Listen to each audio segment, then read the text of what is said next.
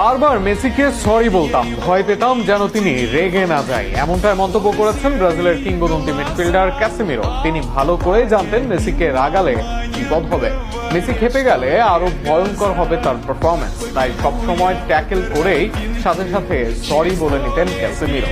একজন মাদ্রিদ কিংবদন্তির চোখেও মেসির অনন্য ক্ষমতার বর্ণনা নিয়ে থাকছে প্রতিদিন।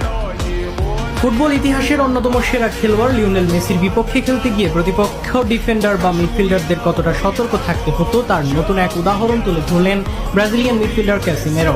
সাবেক রিয়াল মাদ্রিদ তারকা জানিয়েছেন, মাঠে মেসিকে কখনোই রাগিয়ে দিতে চাইছেন না তিনি, কারণ একবার মেসি খেপে গেলে তাকে থামানো প্রায় অসম্ভব হয়ে উঠত।